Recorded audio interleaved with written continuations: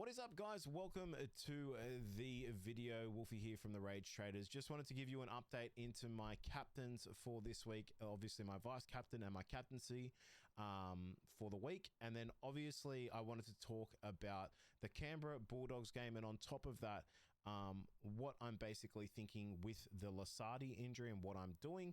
Obviously everyone's in a different boat, but let's quickly just go into the game itself. I did watch this game.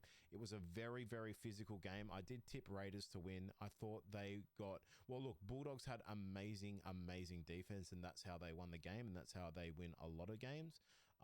So props to the Bulldogs. I thought Hudson Young was a bit unlucky to not get awarded like the ball back after he went for the try, and I thought Connor Tracy knocked it out. But again, that's nothing to do with Supercoach. Again, Bulldogs fully deserve the win. The Connor Tracy try saver was absolutely insane. Let's talk about some of these scores here. Now, obviously, if you didn't know, it was absolutely bucketing down at times. It was raining. It was wet consistently. Noah Martin's still getting out with a 59. He was in my starting team. He should be in yours. That's absolutely wonderful. Obviously, also Lisati said to be out for 4 weeks with a calf strain or calf injury. So that was an absolute spanner in the works that now threw my whole boost week out, because I did have Harry Grant coming in. I had some plays, and I had sort of something that I was looking forward to like next week. Now the plans have changed for me, but again, I think absolutely massive this week was Tamale. Obviously, I know it's easy to say massive this week, Tamale, because he's got 99 Supercoach points. But even if I like quickly go to NRL.com and I go to this game and I literally find you the runs, I think he would have had about 20 runs. Like he's got I think the big thing is like 2 tries he's not going to get every week. He had 29 runs this game. Like, that is absurd. 5 tackle breaks. I will also say, without the tries, Simi Sasagi looked really good this game. I think just the whole team was tackle breaking a lot. Even KO Weeks looked really nice. You know, that's what they do when they start getting their engine running. But on top of that, I think, is Tamale someone we can now look at? Possibly 547,000. He's not going to break his break even, so he still is going to lose a bit of money. And if we do look at the draw for them, which is going to be quite interesting because we did say that Canberra Raiders had a very tough schedule opening up. I think they've got a couple of tougher games, but it should have opened up now. So Sharks is still pretty good for them, in my opinion. Good game for Tamale. I think we're going to see a lot of people going this Tamale route with Sharks, Newcastle away, Souths away, Melbourne, West Tigers, Gold Coast. Like, this is a very good run for Canberra. I'm really big on Simi Sasagi, really big on possibly Tamale. Obviously, we'll have to monitor Martin, see if he still continues for 80, but if it doesn't get 80 minutes, he doesn't. Thought they were just really lackluster in their defensive woes, Canberra, like just in terms of a lot of head highs, a lot of given penalties away at the wrong times, and it sort of cost them the game here. And maybe some super coach points for your bigger fellas like your Corey Horsburgh, like your Papali, but honestly, they shouldn't be in your team. Ethan Sanders, 43, with obviously being in the wet and him being so close to a try. I don't know if they gave him a line break for the last play where he broke through and then Connor Tracy saved the game and did a try-saving tackle. That's something I'll need to look into a bit more. I'll be very surprised if they didn't. Again, Hudson Young, also a big talking point now because he now comes just off the break even. I think this is someone who I'm going to heavily target, and this is a reason for my trades, but we'll get into obviously the Bulldog side, and then we'll go into my trades and what I'm thinking for this and next week. Connor Tracy, 95. He was easily, I would say, the best with Crichton and Burton on the field. Really good work rate here, and just you see the points for it. But I don't think he's your go-to super coach guy, especially in the fullback position, considering who we have available. Preston always seems to get a try. I'm not reading too much into Preston. Maybe we have to also remember it was wet, so getting a 79 in the wet is absolutely massive for him. Crichton does Crichton things. Got a really nice flick try assist. He's getting the kicks, and at the end of the day, the Bulldogs have a really nice draw coming up.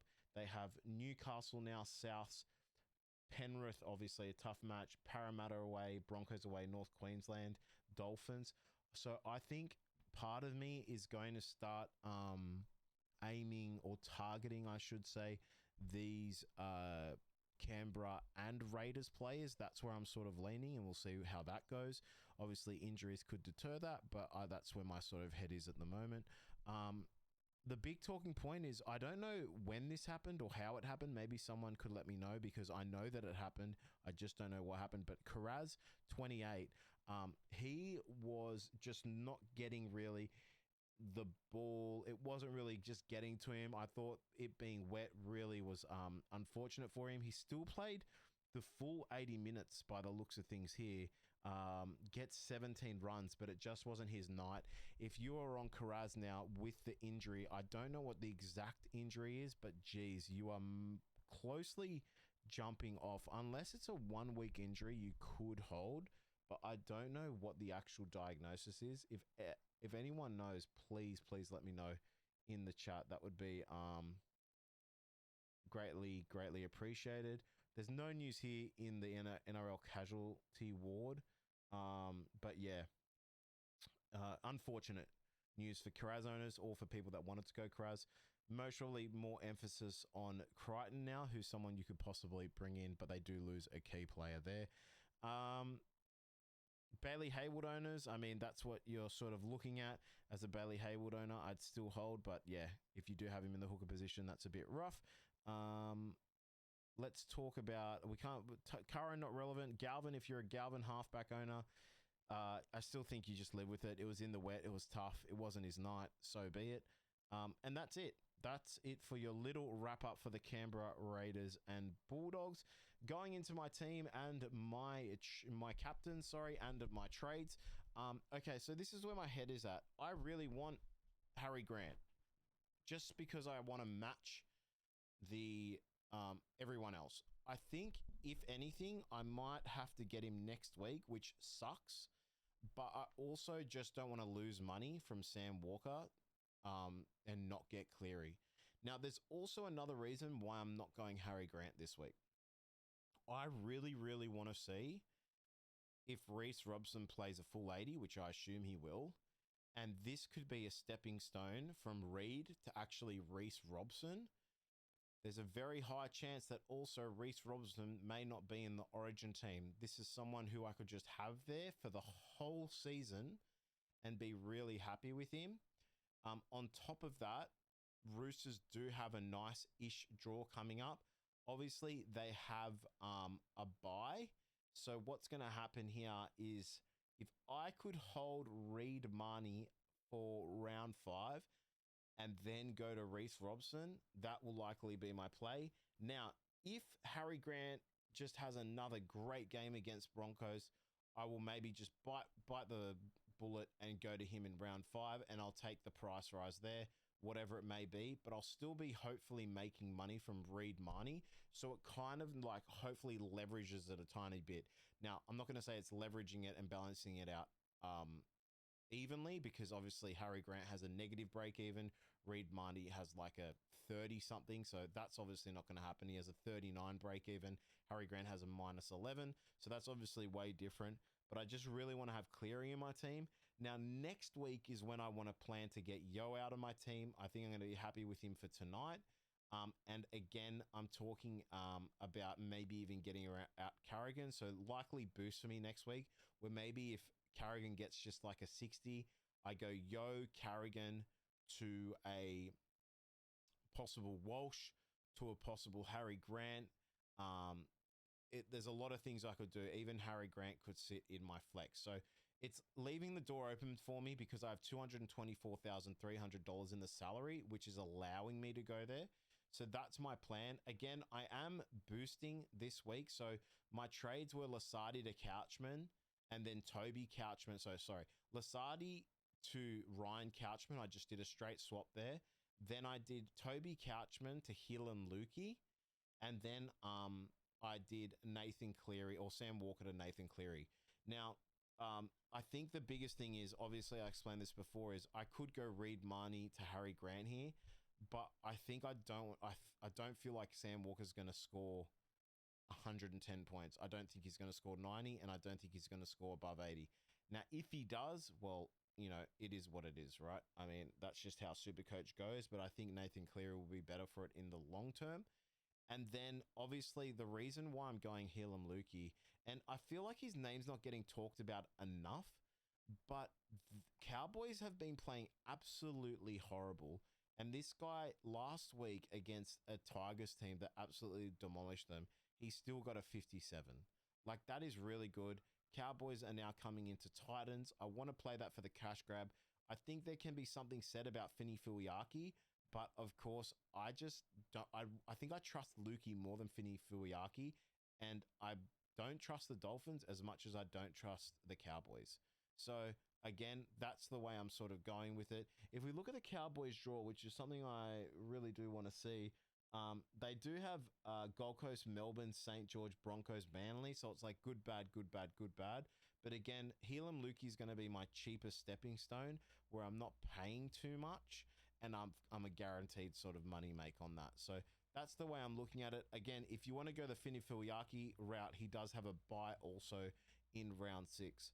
Now, one thing I've sort of said to myself, and this might be crazy, this is the type of risk taker I am. You're going to see no vice captaincy or no captaincy on Haas or Cleary. Now, I think out of these two, the biggest one I'm worried about is Nathan Cleary. But if I can get out of this alive and Nathan Cleary or Haas doesn't go bonkers, I'll live with it. Now, I'm starting with Iro and Mitchell. Now, if I get news before the South game that Purdue has gone fullback against the Titans, there is a big chance I'll put the C on him. I'm not even joking because I think that'll be really good, and I'm happy to take the risk. If it doesn't, I'm just praying Iro gets has a really good game. The reason being is this. The only loop I have is Brandon Smith, and Cowboys have the last game. So this is why I'm also not trading to Harry Grant. So if my vice captaincy pulls off, maybe it turns into a vice captaincy on Cleary. But at the moment, this is where I'm sitting. I'm going to look at the weather also because I think it's been raining in Sydney. But again, I have to look at that. But then I can sub out Reed Marnie. He goes to my bench. Brandon Smith gets the captain, Iro gets the vice captain, and I don't even have to worry about it. Bob's your uncle. So that's my plan. That's what I'm going with at the moment, guys. I know it's a bit crazy, but you got to be a bit crazy sometimes in Supercoach. I don't believe in the Suafar logo sort of captaincy. If we look at the captaincies at the moment, the most popular captain at the moment is Suafar logo. I think this is crazy. I really do. I am very, very surprised by this. Yeah, that's just wild to me. But again, go with your gut. I could be wrong, but against the Broncos who need to get a win, Lisati injury, I don't think it's going to be as big as what people think. I think he's due for something around a 50 to 70. Again, I could be wrong. He could have a very tough game this game. And I know Broncos haven't been performing, but this is like a must win for them, in my opinion. Payne Haas, I completely understand why you go Payne Haas. Keep it safe, keep it steady, keep it simple. Nathan Cleary, obviously a worry. Then Latrell Mitchell, he's got the 8.4% captaincy, which is who I have at the moment. We've got people on Hines, which I think is definitely good against Dolphins. Obviously, I don't own him. He's also got a bye coming up as well, or am I incorrect on that? Yeah, so they have the bye in round 7, hence why I'm not going there. Herbie gets a bit of a captaincy. Tedesco gets captaincy at 2.4%. Herbie on 5%. Reese Walsh captaincy at 2.2%. Very brave there. Scotty Drinkwater, there's news there that he may not even be playing the game. So that's how I'm running it. That's my setup. My sit and starts at the moment for you guys.